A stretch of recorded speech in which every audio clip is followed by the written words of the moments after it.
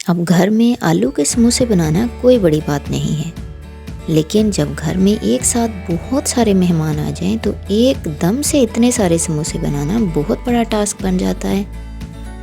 आज मैं आपको ये रेसिपी दिखाती हूँ जिसमें समोसे का टेस्ट तो आएगा ही, लेकिन चाय के साथ बहुत ही आसानी से थोड़े से आटे से बहुत सारे समोसे बन जाएंगे। तो फिर देर किस बात की, चलिए बनाना स्टार्ट करते हैं। अब सबसे पहले हम समोसे का आटा तैयार कर लेते हैं। उसके लिए मैंने यहाँ 2 कप मैदा लिया है। इसके अंदर 1 चम्मच जितना नमक, आधा चम्मच अजवाइन, 5 टेबल स्पून भर के तेल डाला है। आप घी का इस्तेमाल भी कर सकते हो, घी से ये थोड़े नरम ज़्यादा बनते हैं। अगर आप तेल का इस्तेमाल करते हो तो ध्यान रहे ये कड़क ज़्यादा बनते हैं। अब चॉइस आपकी है, जैसा बनाना चाहो। और हाँ, ये स्टेप ज़रूर कर लेना कि आप तेल को मैदे के साथ रगड़ रगड़ कर मिला देना, ताकि एक एक कोने तक तेल फैल जाए। तलते वक्त हमारी डो सही से पक पाए। अब देखो, ऐसा आपका डो हो जाएगा कि जब आप इसे जोड़ोगे तो जुड़ने लगेगा, बिल्कुल समोसे की तरह। और समोसे में एक बात का बहुत ही ध्यान रखते हैं कि आटे में पानी बहुत कम डालते हैं। अगर गलती से भी पानी ज़्यादा डाल जाए तो आपके समोसे खस्ता नहीं बनते। मैंने यहाँ लगभग आधा कप पानी लिया है, ज़्यादा नहीं लिया, थोड़ा थोड़ा करके डाला है, एक साथ बिल्कुल नहीं डाला। जैसे ही आटा जुड़ने लगेगा, और आप पानी बिल्कुल मत डालना, बल्कि आटे को मलने की कोशिश करना।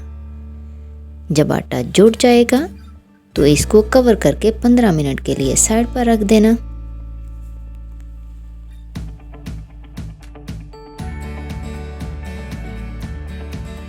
इस रेसिपी में आपको आलू की स्टफिंग के लिए किसी बुनाई की ज़रूरत नहीं पड़ती। ये बहुत इम्पोर्टेंट पॉइंट है। यहाँ आप आलू को ग्रेट करके डालना। आलू के बड़े बड़े पीसीज नहीं होने चाहिए, नहीं तो जब आप इसे फैलाओगे तो स्टफिंग अनइवन हो जाएगी।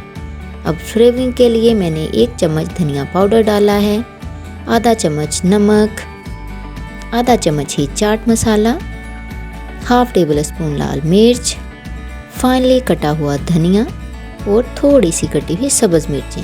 अगर स्पाइसी कम बनाना है तो हरी मिर्चों को स्किप कर दें। अब आएगा मेरा सीक्रेट इंग्रेडिएंट, अरारोट। ये आप 2 से 3 चम्मच भर के डालना। ये बहुत ज़रूरी है क्योंकि ये आलू की बाइंडिंग करेगा।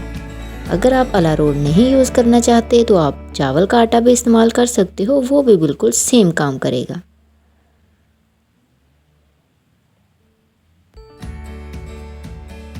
तो बस हमारा आलू का मसाला ऐसे ही बन जाएगा। इतना सिंपल है इसको बनाना। अरारोट या कॉर्न स्टार्च एक बहुत ही अनोखा काम करने वाला है इस रेसिपी में, वो आगे चल के मैं आपको दिखाती हूँ। अब आप बेलने और रोल करने का तरीका ध्यान से देखना। मैंने इस आटे को 3 हिस्सों में डिवाइड किया है, उनके पेड़े बना लिए हैं और फिर थोड़ा थोड़ा खुश्का लगाकर इनके रोटियां बेल ली हैं।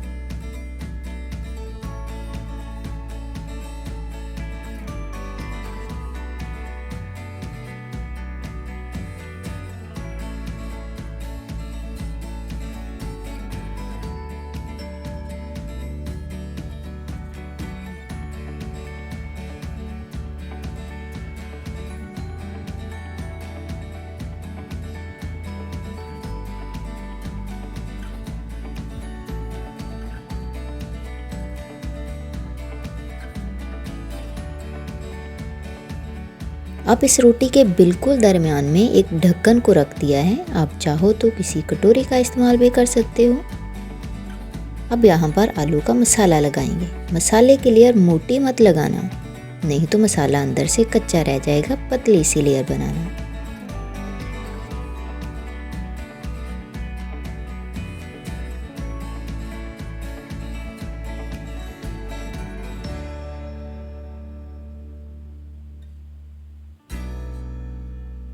अब फिर ढक्कन को उठा देना। ये है हमारा बाइंडिंग पॉइंट। मैंने यहाँ एक पिज़्ज़ा कटर की हेल्प से इस रोटी को 16 स्लाइसेस में कट कर लिया है। पहले आधा किया, फिर उसका आधा किया, फिर उसका आधा किया। अब थोड़ा सा पानी लेकर इसको सेंटर में लगा देना, ये बहुत ज़रूरी है, नहीं तो समोसे की शेप ठीक नहीं बनेगी।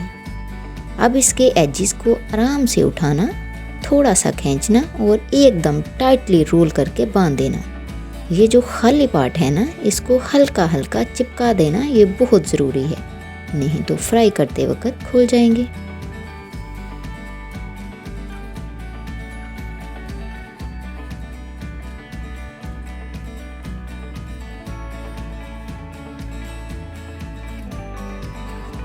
अब मैंने एक कढ़ाई में तेल डालकर इसको पहले अच्छी तरह गरम किया है। फिर फ्लेम को लो करके इसके अंदर एक छाननी को रख दिया है। अब इसके ऊपर डालने हैं मैंने समोसे। इससे क्या होगा कि ये जुड़ेंगे नहीं और एकदम इवनली कुक होंगे।